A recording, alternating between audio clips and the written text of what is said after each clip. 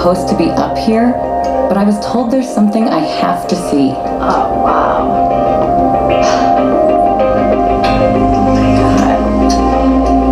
I'm on the roof of the Mandalay Bay Resort in Las Vegas. You would never know this was up here. Ever since I first learned about solar energy, I've loved the idea that the sun could provide us with all the electricity we need. But in Nevada, where solar has been growing rapidly, there's actually a huge battle unfolding over rooftop solar. A battle that could affect the rest of the country. Block the sun! Don't block the sun! Don't block the sun! Don't block the sun! So what's going on here? Who's trying to block the sun? My first clue came from an insider, a former CEO in the energy industry. Nationwide, there's less than 1 million American homes that have solar on the roof right now, and people say there's roughly 55 million American homes that should. Why is that? What's stopping it? Well, if you think about it, energy worldwide is a $6 trillion a year business, and the first goal of the people in that industry are to make sure that it continues to be a $6 trillion a year business. So their economic interest is huge. Now, some states have started to do solar, others aren't doing it at all. Why? The powers that be in those states are resisting. They don't want it.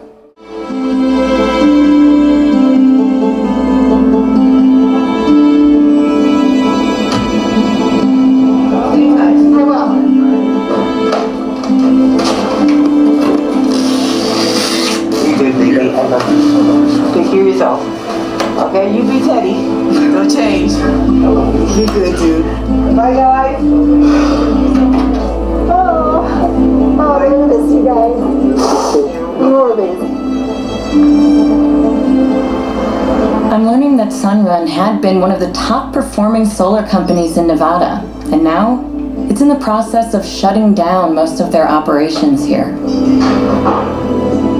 So this entire warehouse was filled with solar panels? Solar panels and all the components you would ever need to build them. We were actually installing more solar from this warehouse than any warehouse in the whole company. Wow. Nationwide. This was the top performing warehouse nationwide. And how many states are you in? We're in about 15 states. To see it as a ghost town like this is terribly sad.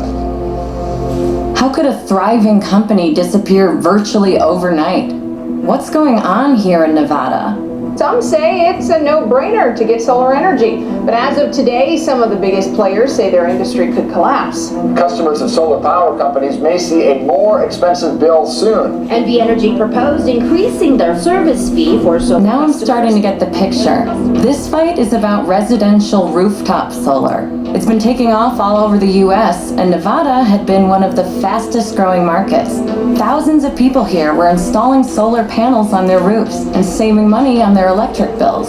But the utility company, NV Energy, claimed rooftop solar customers were benefiting at the expense of non-solar customers. The utility got approval to cancel incentives for solar and tack on new and substantial fees. This made rooftop solar suddenly far too expensive. The 3 members of the PUC are at the center of a solar firestorm. Angered thousands of customers who'd invested in solar and process layout. Now this whole thing is shot out of the water. I mean, talk about betrayal. My name is Teddy Stanowski. I am a solar customer, homeowner, and until last Wednesday was a solar employee for Sunrun. And Commissioner, you claim that you have not seen any evidence of hardship or job loss. Well, the truth is I am the evidence. We are the evidence. What these guys are doing is wrong. I mean, these are people who have been laid off by the extreme actions of the commissioners that are inside this building. They've eliminated these jobs and the jobs of thousands of other people across the state.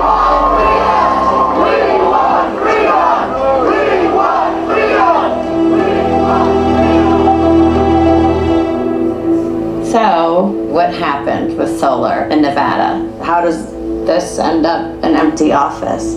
Well, the Public Utilities Commission, who just wrote the recent decision, what that decision did was it made it completely uneconomic for anyone to go solar.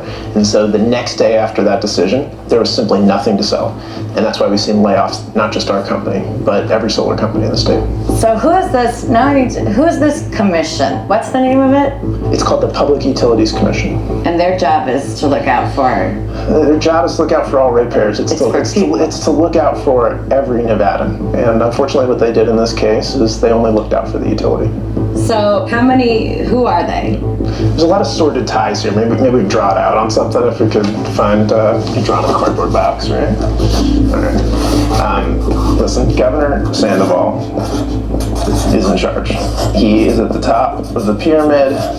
Okay. Now, Governor Sandoval himself used to be a lawyer for the very utility interest that we're talking about here. So this is a Berkshire Hathaway owned utility. Okay. At the same time, he appoints the regulators, the commissioners. There's 3 of these folks. Just 3. Just 3, and Sandoval appoints these commissioners. The people that link it all together are utility lobbyists, which sit in the middle, and they are connected to everyone. The 2 top utility lobbyists are actually Sandoval's closest political advisors. They've been friends since college. They convinced him to run for office. They served on his campaigns. That's pretty powerful people. Yeah. It turns out, before he was elected, Governor Sandoval did indeed work for the utility shareholders of Nevada, supporting NV Energy's bids to raise electricity rates. And 2 of NV Energy's top lobbyists, Peter Erneau and Greg Ferraro, have made no secret about their close relationships with the governor. But Brian tells me what's happening in Nevada is just the half of it. There's a much bigger campaign to slow down the rise of rooftop solar across the US. And it's shocking to learn that rooftop solar has so many enemies here in Nevada. But Brian Miller says there are even bigger forces at play. Let me just tell you what this fight's about. In one word, this fight is about competition. Rooftop solar is the first form of competition that utilities have ever faced. And so the utility strategy is to quietly go to the legislators and get them to kill solar under the cover of darkness. Well, how do you know all of that?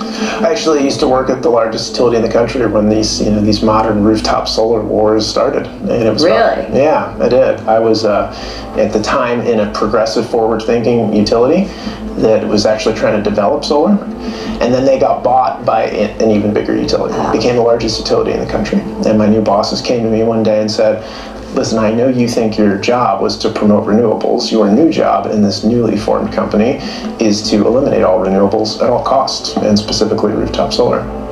That's crazy. It was pretty crazy. It was a pretty surreal experience. And I said, well, I'm sort of accidentally in the middle of the Death Star here. I should probably figure out how the thing works before I leave. And I was in internal discussions where they plotted the campaigns on these issues. And what were some of the tactics, the steps? Yeah. Well, specifically, the idea was that all of our team of lobbyists would go and fan across the country and lobby against renewable energy policies, specifically rooftop solar policies. So you were asked? I was asked to do that too. Wow.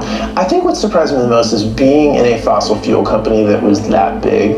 I was like awed at their extent of political influence. I mean, it was just stunning. I remember at one point in a state capital that the utility had dozens of paid lobbyists on retainer in this little capital. What they would actually do, and utilities across the country do this, we run into it all the time, is they will go to lobbyists in town and give them a retainer of $10,000, $20,000, $30,000 and say, we are paying you not to work. We are just going to give you this money. As long as you agree not to work for renewable interests against us, we will just give you the money to do nothing and be conflicted out from representing clean energy. You know, if you've got unlimited resources, those are the kind of tactics you deploy.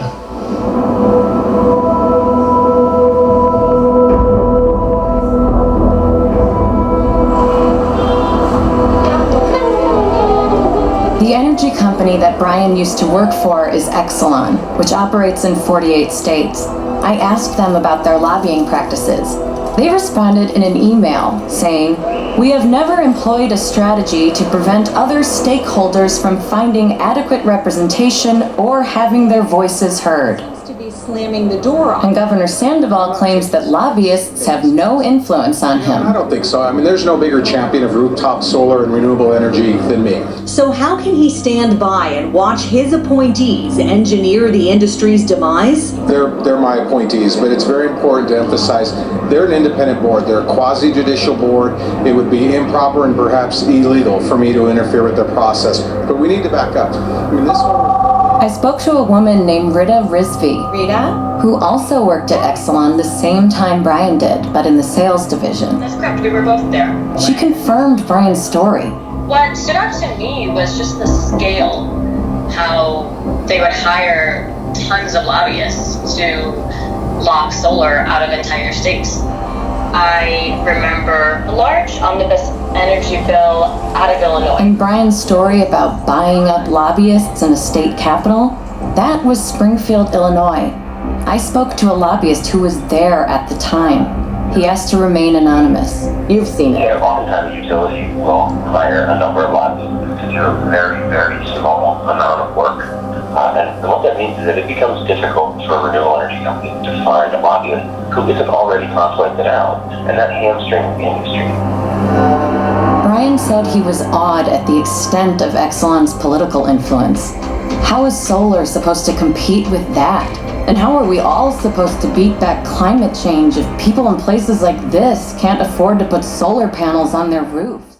I met up again with David Crane, the former head of a huge dirty energy company who developed a passion for solar. All right, so I went to Nevada. You did?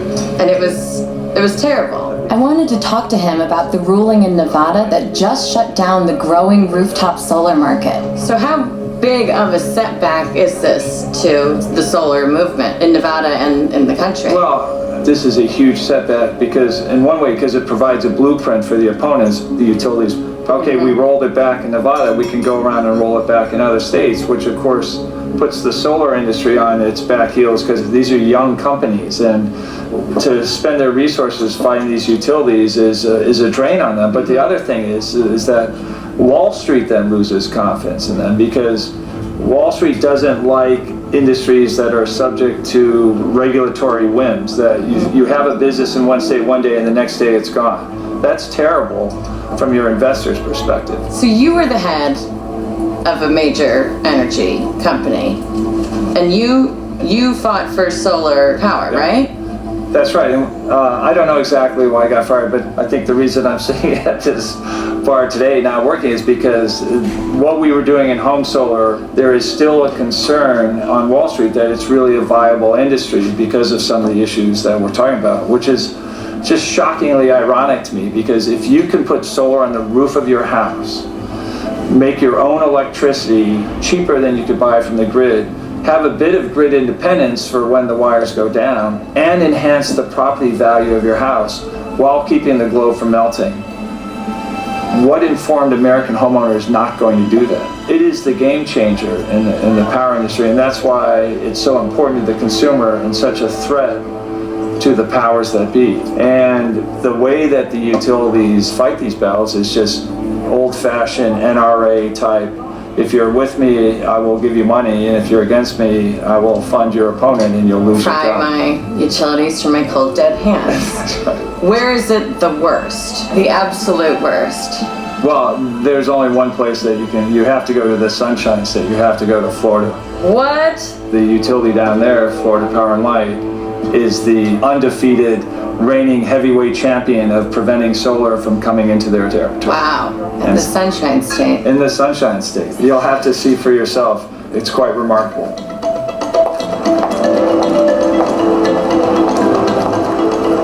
So I took his advice and went to Florida. Oh, a snowman. Oh, but who says the climate isn't changing? Is it really possible that the Sunshine State could be worse than Nevada when it comes to rooftop solar?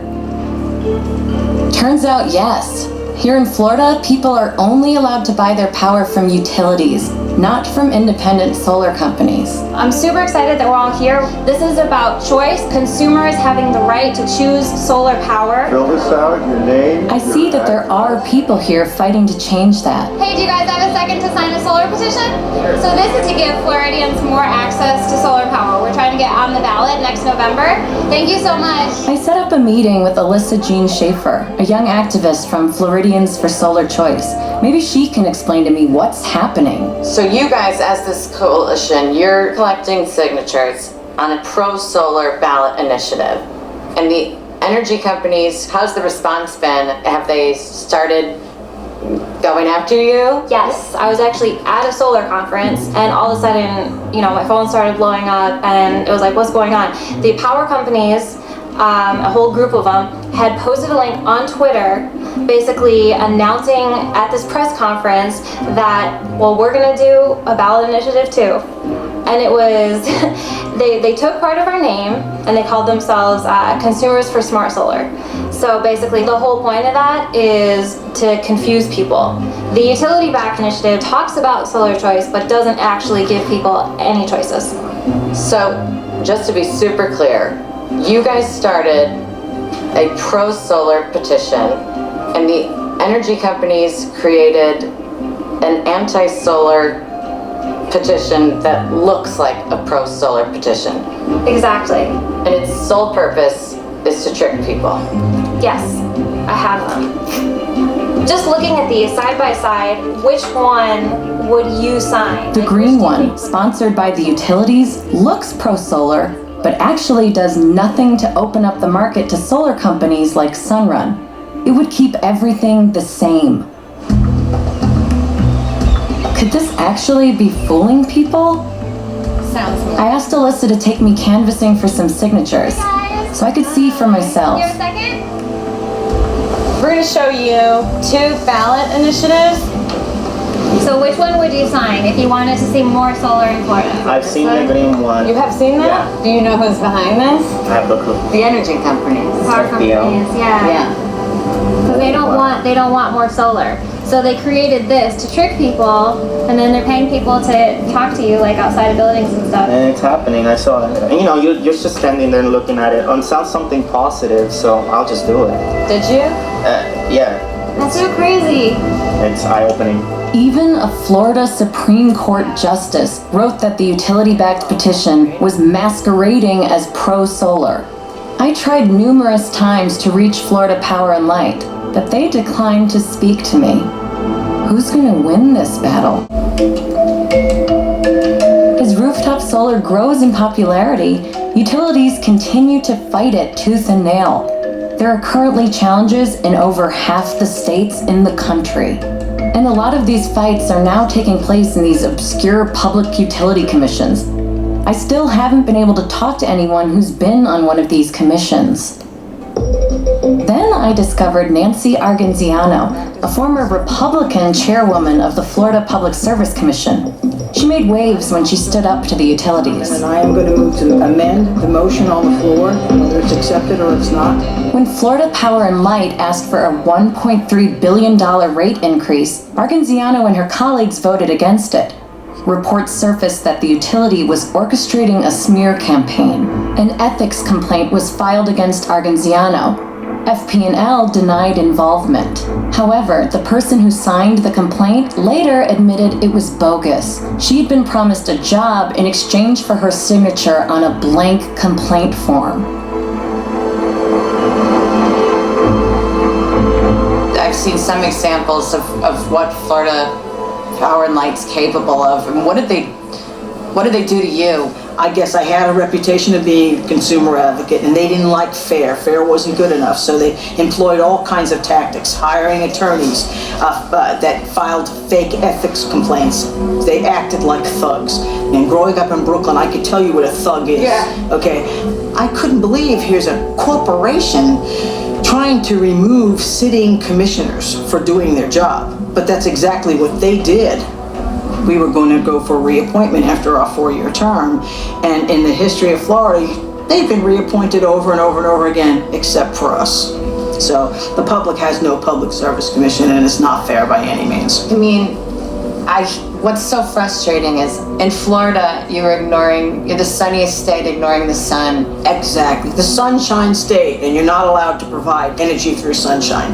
Now, if you had a solar industry or an alternative industry that had the money like these government-backed monopolies do, possibly you'd see some change. I admire so much people I've met that are not giving up the battle because it's so difficult, and it just seems like, how do you? Because if you give up, then we give it all to them. So you have to stay involved. Give, if you can, if you're a person who really wants to do it for the right reasons, go there and do it. So silly. I'm sorry. It's not silly. I'm sorry, I'll pull it together. It just brought back all of that. You can't go up there and do good. They won't let you. And I understand the rule of politics and the bending here and there, but you don't sell out to this degree. You know that solar energy is good for the state of Florida. You know that it will bring jobs. You know that it's a whole new industry and it's the right way to go. How could you sit back and pretend? And you know what happens if we don't? Exactly. The biggest cost is to our future, and time is running out. I left Nevada and Florida feeling disillusioned. But back in my home state of New York, where it's cold and gray, it appears using the sun is okay. I'm headed to meet with Richard Kaufman, New York's energy czar, and Peter Claro, the COO of a restaurant supply store that's powered by solar. This is all solar. It runs about 40% of our building. How much would you say you've saved? About 30 to 35% of our annual spend. Wow. In New York, it's different than some sunny weather states. You have facilities in Florida. We have almost a dozen facilities in Florida. You do, and you can't do this there. Because of government policy. Exactly. It just doesn't make sense right now. Wow. In New York State, it's one of the fastest growing job creators in the state. And it's also increasingly what individuals and communities and businesses want. How did this all come about? The governor here, Andrew Cuomo, made climate change a top priority. So he created incentives for the utilities and renewable companies to work together. How have these utility companies dealt with it? So I give the utilities a lot of credit. We want them, and they are, working in partnership with the solar industry. What we've tried to do is to create an opportunity for, frankly, everybody to win. It's happening. It's happening already in New York. And once we can show that this is something that works, we would expect that other states will support this. Governor Cuomo hopes to provide enough solar by 2023 to power 400,000 homes. But in other places, change is slow. Alyssa's pro-solar group was handily defeated by the utilities, which spent millions on their campaign. But Alyssa is still hopeful. And so am I. California, Arizona, North Carolina, and other states are going gangbusters on rooftop solar. Imagine if every state could follow their lead.